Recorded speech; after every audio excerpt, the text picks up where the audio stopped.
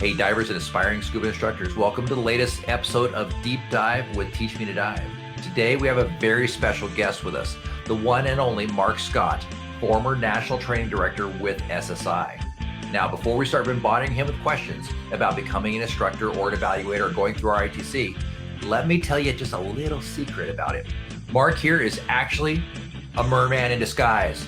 That's right, he's been living underwater for years, not only teaching the sea creatures how to interact with us successfully, but he's been creating honest to goodness, real life mermaids. So we're going to definitely ask him about that as well.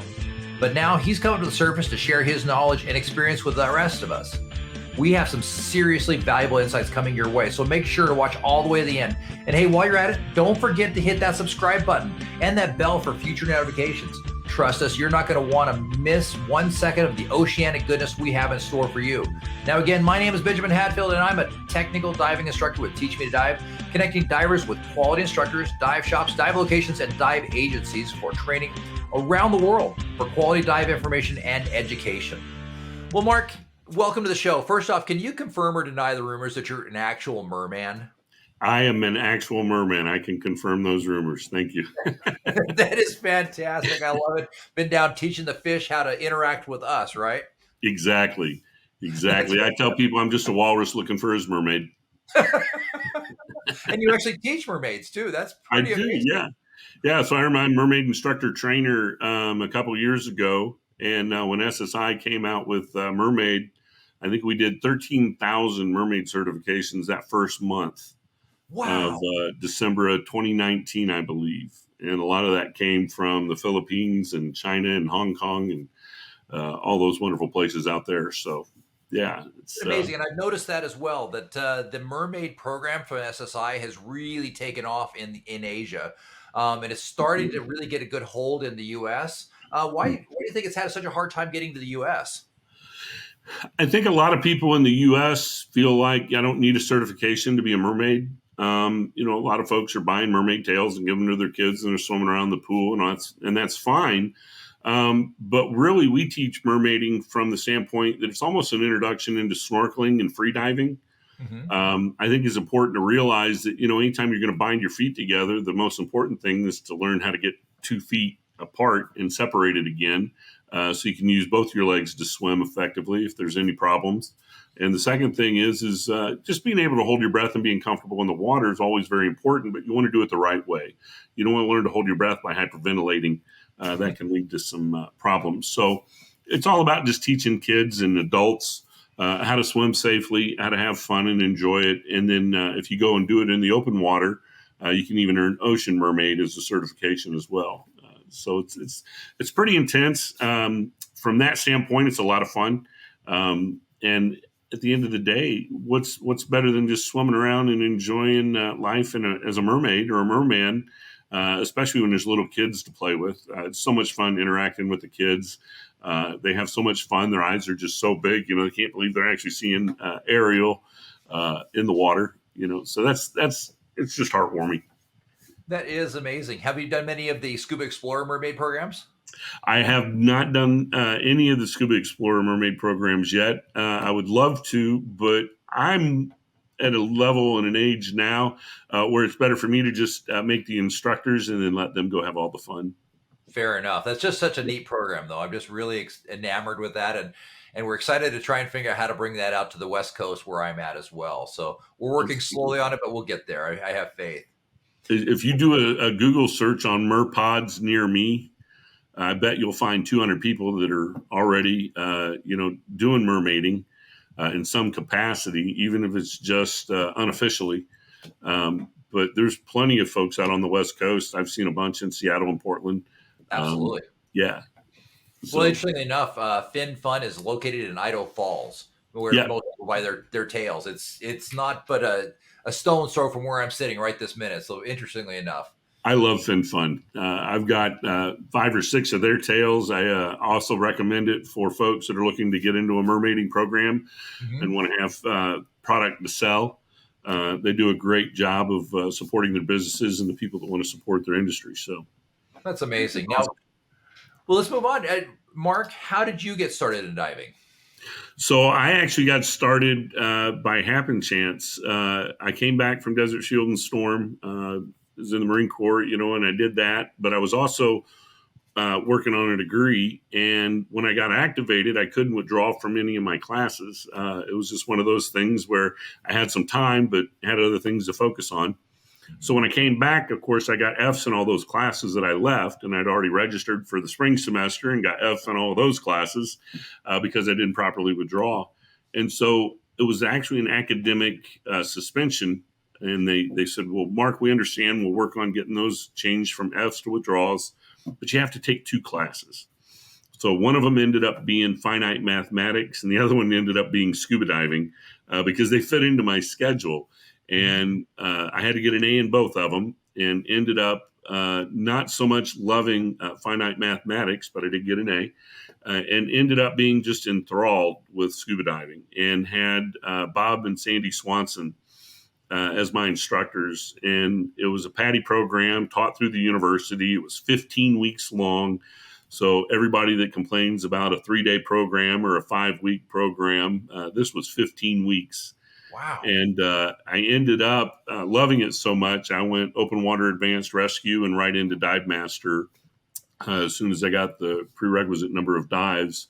That was a PADI program. So it was just, that was the best that was around at that time back in 91. And so we had a lot of fun learning from each other, learning from all the students. There was always a big rotation. We were running 60 students through a class.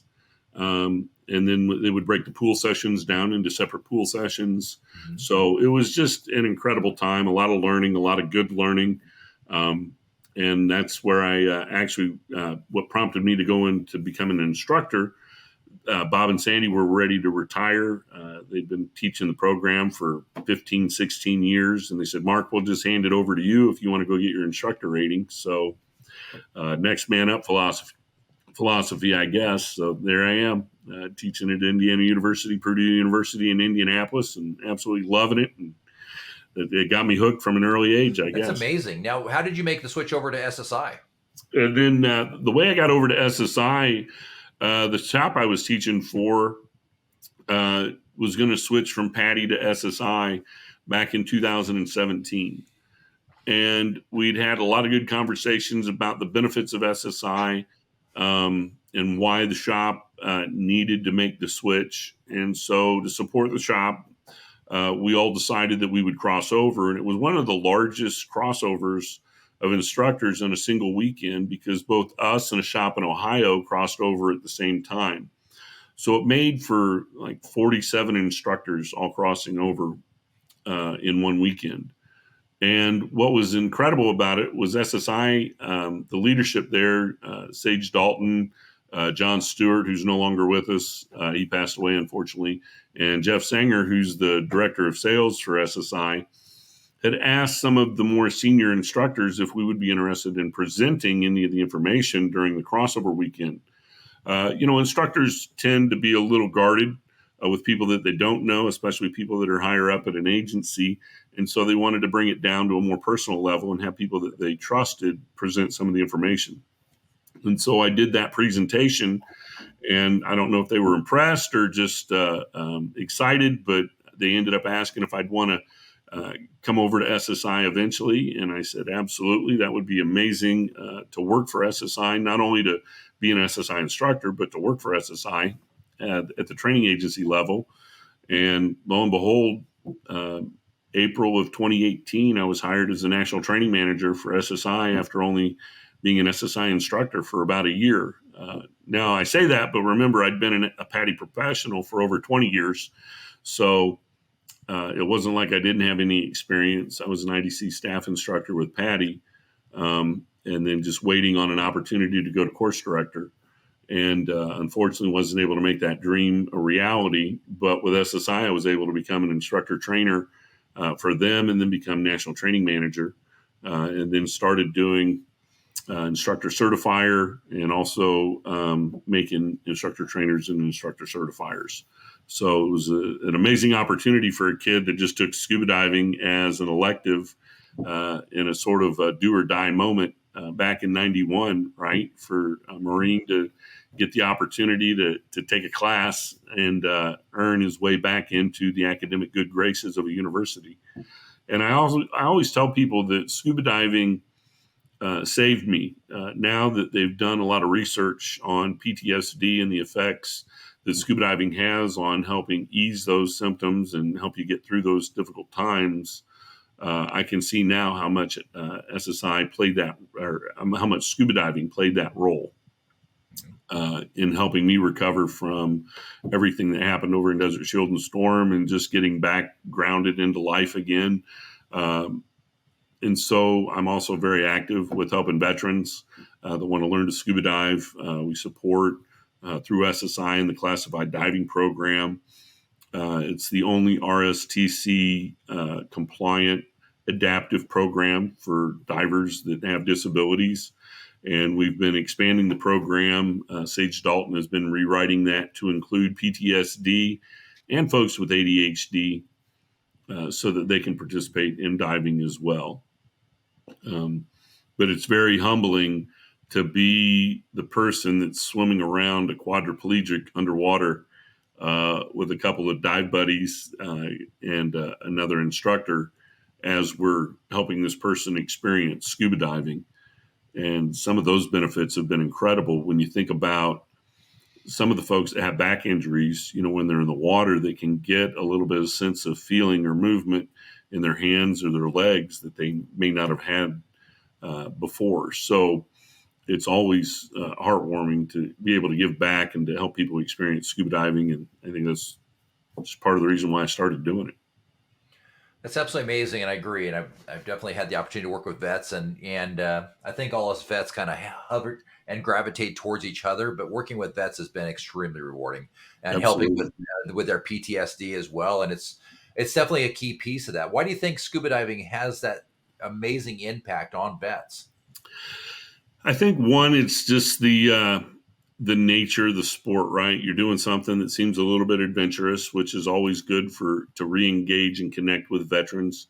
We love the camaraderie. Scuba diving is such a family-friendly, family activity, family-oriented, friend-oriented, activity. You have to have a buddy to go do it. And what's better than going with people that you enjoy hanging out with and go seeing something that a lot of people don't get the opportunity to see and experience those things. I know scientifically they're still doing a lot of research, but it's basically helping the brain reform those synapses, especially when you consider that when they do hyperbaric chamber treatment, put you inside a hyperbaric chamber, they're only taking those people down to like 15, 20 feet in a pure O2 environment. Well, we can recreate similar circumstances by just diving on nitrox to 30 or 40 feet. And it's a lot more cost effective to do that. You also get the buddy aspect of it. Vets tend to only want to talk to other vets or other folks that have been through similar situations because we can say so much less.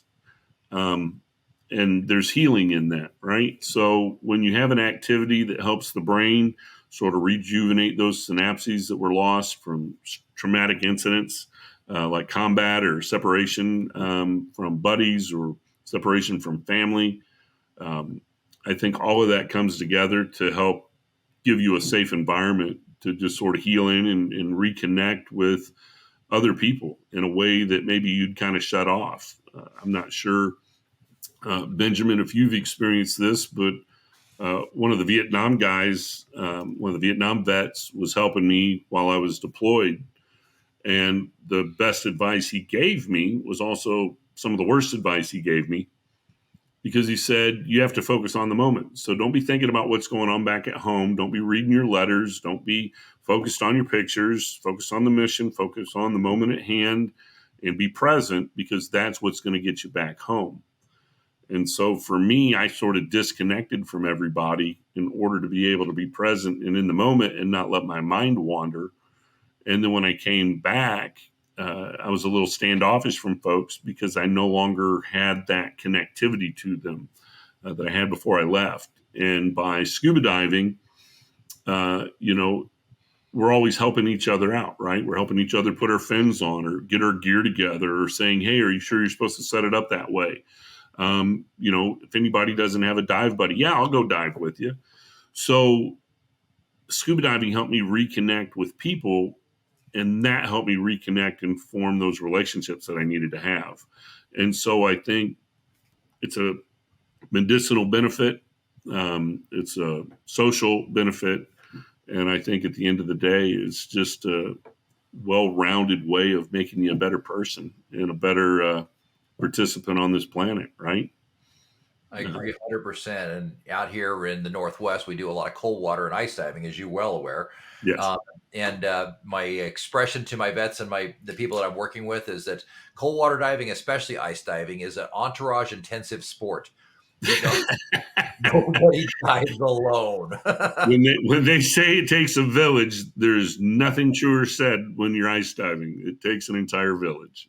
Absolutely. And especially when you start getting all the gear and you're get it all put together, dry gloves, and then the FFM added to that. There's just no easy way to do that by yourself where you don't get out of breath. And so it's definitely a village sport. And I love that about diving. So I agree with you. I think that's an amazing way to think about it, an amazing way to do that. I like what Woody Alprin says, is he says, I'm teaching you to do nothing, to turn your brain off and just enjoy this square foot in this process. But the nice thing is you're doing it with a group, and then you get to come up and you get to talk to everybody about it. Yeah. So it's wonderful. I've got several vets that I dive with on a regular basis and a couple that I'm training up through Dive Master and beyond. And it's fun. We tell our little stories. All day Saturday, it was a side mount class with several vets, and we talked our stories. We talked about this, and then we told our jokes. And my wife was there, and she just didn't get a lot of our jokes, unfortunately, because she's not a vet, right? Yeah.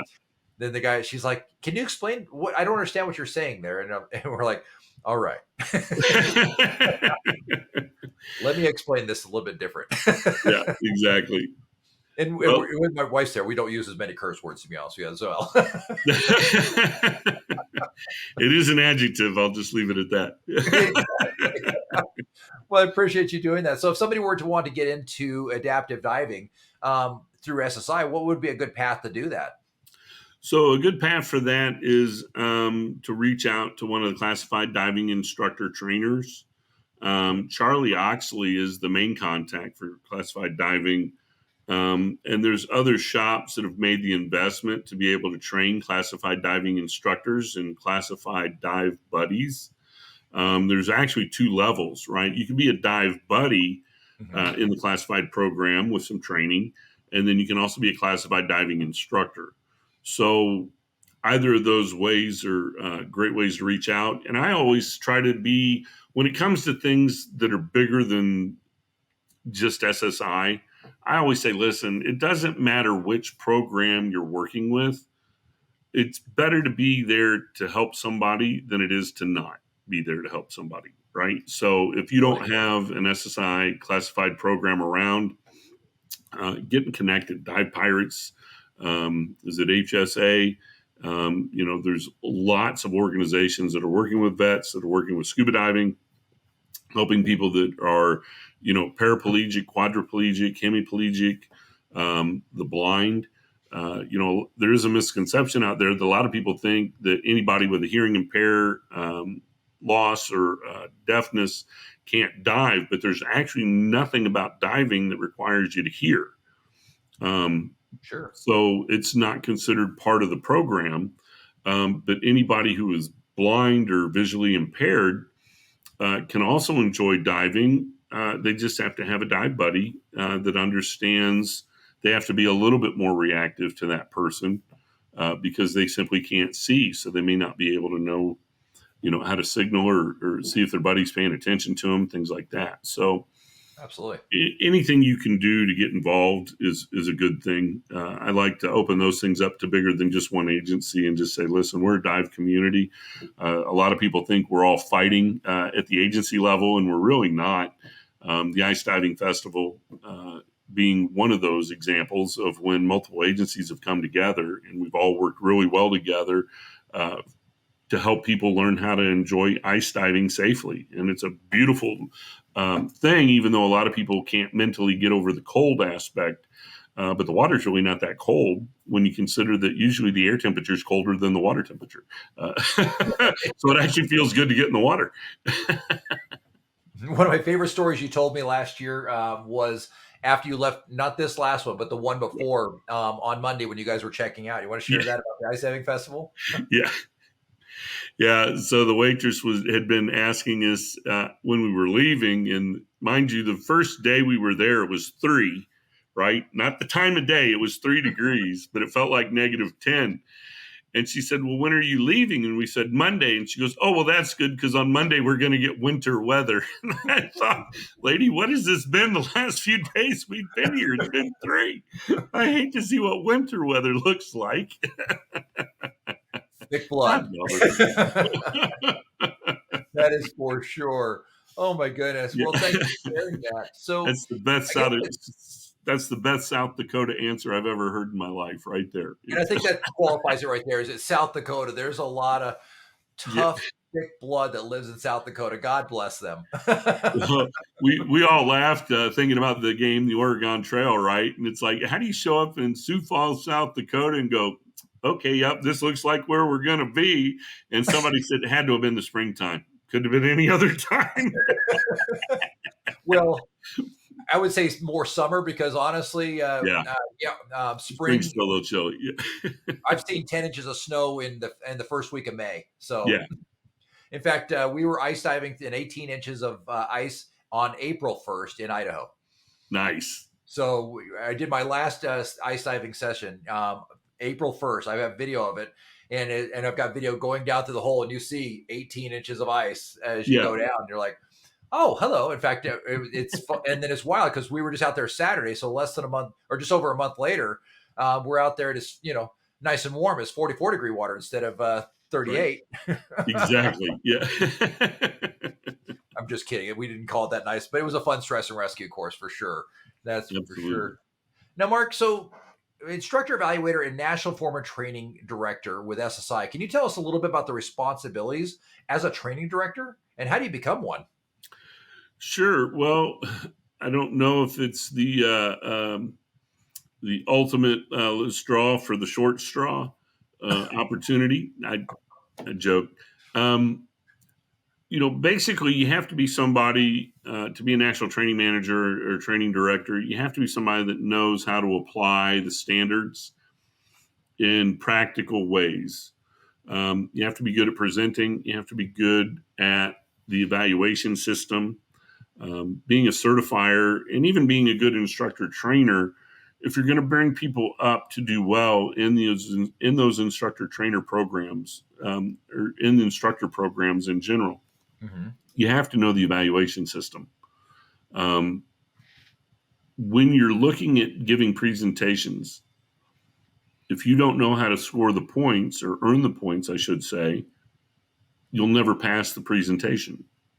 So there's a system that you sort of have to learn when you're presenting to folks. There's a system of learning how to present skills in the pool or to present those skills in the open water. And once you understand how you're being evaluated, you can then make a plan to pass that evaluation with flying colors. So when you want to become an evaluator, you have to be good at giving feedback based off of the system of evaluation the student has to work within. So a lot of it is spent on, okay, you did a really good job here. Now let's focus on what we can do to make these areas even better. So in the ITC, your instructor trainer's job is to make sure that you're having more and more challenges handed to you gradually over time so that your presentations can become better, that your problem recognition in the water, maintaining safety and group control, all those things are major factors of success, not only to pass the instructor evaluation, but also to be a good instructor later on. So anyone that can understand that situation then can not only do well as an instructor, can do well as an evaluator. And then if you add in a few more skills, for instance, having an understanding of the legal ramifications of the dive industry. A lot of people don't realize just how much our day is impacted by small things like errors in paperwork that can have huge legal ramifications later on. A best example of that is the medical form. There used to be a time when you would have to write the word yes or the word no next to each medical question. And people would put a Y or an N. Sometimes they put a check mark or an X. Sometimes they would write yes and then draw a line down through all the other questions to signify that, yeah, I meant to copy yes all the way down.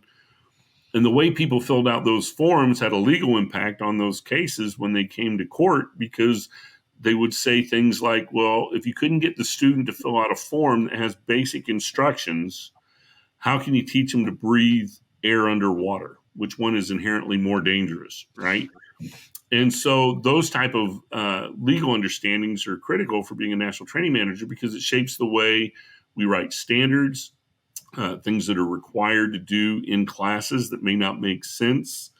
Um, you know, teaching students in a dry suit, it requires one pool session before they can dive that dry suit in open water. When you want to come out for ice diving, I tell people you have to be a proficient diver in your dry suit to dive under the ice effectively, because your buoyancy is even more critical at that point, so that you're not flying up to the surface or having a runaway ascent. Even though you're staying within 30 feet for training in ice diving, your buoyancy is a critical factor, correct? And so mastering the skills of the dry suit before you take on another specialty in that dry suit is important. And I think we're all looking at the Glacier National Park incident up in Montana and realizing that, there are significant requirements before you go out into a dry suit now. And just seeing some of the way that all those things unraveled, as a national training manager, you have to be able to identify those areas of risk, not only to the training agency, but more importantly to that dive professional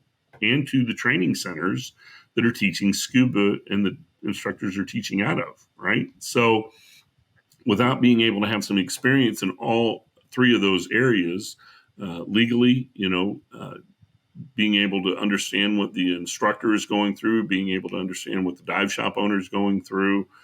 It was very humbling as a national training manager to read all of those incident reports of fatalities that happened, because I promise you, if you'd have gone the day before, if we could go back in time to the day before that fatality happened and ask the instructor, are you a good instructor? I have every confidence that every single one of those instructors would tell you on that day, the day before that fatality, they would say they're a good instructor. They would say that they follow standards. They would say that they train their students to be safe, competent divers. Mm-hmm.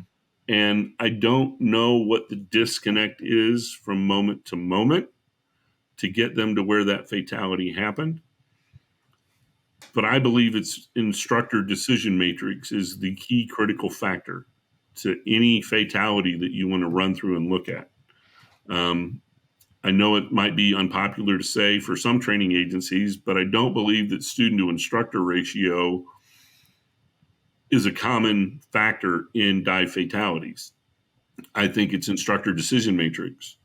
And the reason why I say that sort of supersedes or trumps student to instructor ratios is because you don't take 8 students out if you're not comfortable having worked with 8 students in the environment that you're training in. And complacency can play a big role in training fatalities. Overconfidence can play a tremendous role in training fatalities.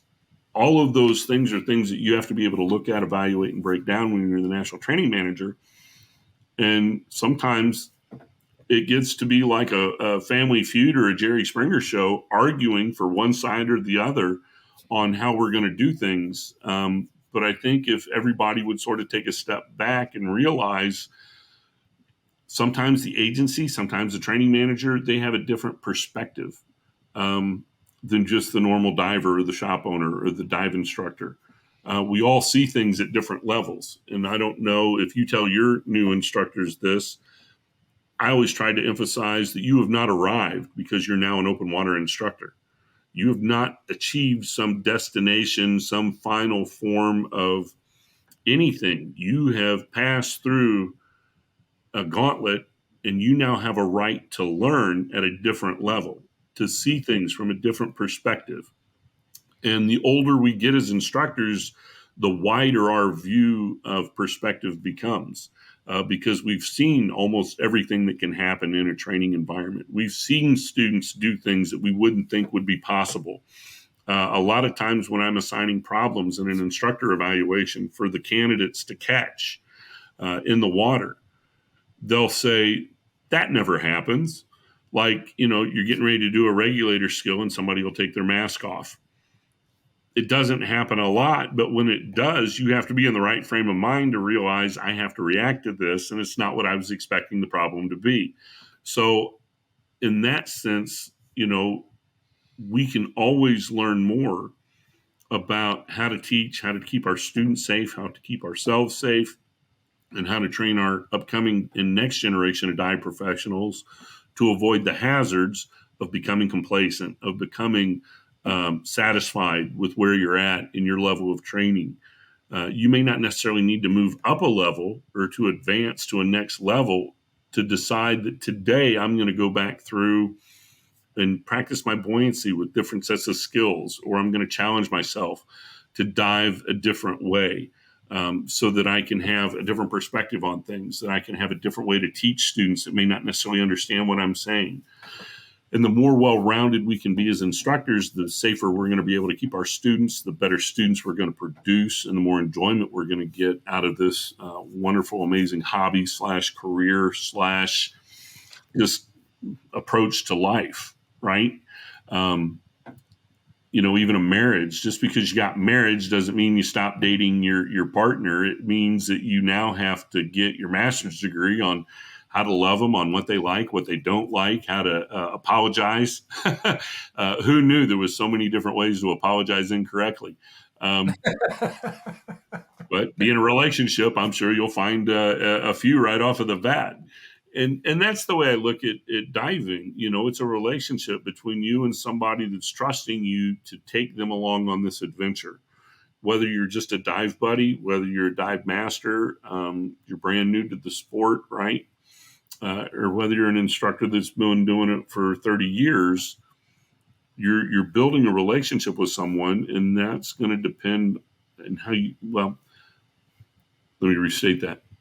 You're building a relationship with somebody who's trusting that you can take all of your years of experience and your perspectives and keep them safe and give them an opportunity to experience something that is truly unique and enjoyable. And so, how do we not break that trust? It has to be that we stay fit physically, mentally, that we're always aware we're present in the moment, that we're anticipating, but also leaving just enough space to let them make mistakes so that they can learn from their mistakes. If anything, I've been humbled by the fact that it's not our successes that teach us to be better. It's our failures that teach us to be better, because it necessitates the change in our own action and our own opinions. And so I've gotten a lot less militant as I've grown in my years of experience in this sport. My patience has gone through the roof. Working with kids, working with people that are disabled in some manner or challenged in some manner, it gives you a new sense of empathy. It gives you a new way to realize that I don't have to push my students. They've already created so much stress trying to get through this skill that they're failing now because they've psyched themselves out, right? How many young instructors go to an instructor evaluation and they fail because they stress themselves out? Not realizing that it's just like the open water class. Nobody leaves the pool and goes to the open water and has to do a skill that they've never done before or never seen before. In the instructor evaluation, it's the exact same thing. If your instructor trainer has done everything in that instructor training course that they've been asked to do, that instructor evaluation is just a confirmation that you've received all the training you needed to, and that you can do exactly what that instructor trainer asked you to do. So when you're out there with your students, you can teach them safe scuba. I know that there are some instructor certifiers out there or some instructor trainers out there where they don't believe in giving perfect scores. They don't believe in allowing you to pass the first time. They look to have a failure rate in their courses. And that may have been the case when we were a paramilitary training agency, right? Scuba diving, is not always bud training. We're not trying to make Navy SEALs here. We're not storming the beaches in Normandy. We're doing a recreational hobby like mountain biking or barbecuing or crocheting. We have to be able to bring people along for the adventure. And that's something that requires us to work with people a little bit more. It's not, well, you don't have it, so you might as well give it up. No, you don't have it right now, but let's see if we can find some ways to help you get it and help you get there. So I think those are the things that make us professional. Those are the things that make us sought after in the dive community from students when you get word of mouth referrals, right? There's no better sense of satisfaction than coming into the shop and getting handed a message card that says, please call this family of 4. They heard you certified so-and-so, and they'd like to certify with you as well. What a great compliment, right? What a nice feather in the cap. That's the thing that I've always enjoyed is the referrals, not only from people that want to learn to dive, but now that I'm making professionals, being able to get a referral from folks that say, hey, if you're going to do an instructor evaluation, try to get Mark. Or, if you're going to do an instructor trainer course, try to see if Mark's got one going. And that's worked as I've moved up. Now I've got instructor trainers saying, Mark, can we co-teach this program? Mark, can you come out and co-teach with this? Because it's more important now that I pass this skill set on to other instructor trainers and certifiers than it is for me to get those certifications, if that makes sense, right? That makes sense. Mark, I appreciate that. Well, there you have it, straight from the man himself. How to pass the instructor evaluation, how to be a better instructor, ways to make the dive industry more fun for yourself and be successful in it as well. Now, if you're loving these interviews, don't forget to hit that subscribe button and the bell for future notifications. And trust us, you're not going to want to miss any of the future upcoming interviews we have in store for you. Now, again, my name is Benjamin Hadfield. I'm a technical dive instructor with Teach Me to Dive, connecting divers with quality instructors, dive shops, dive locations, and dive agencies for training around the world. And until next time, make sure to stay fishy, my friends.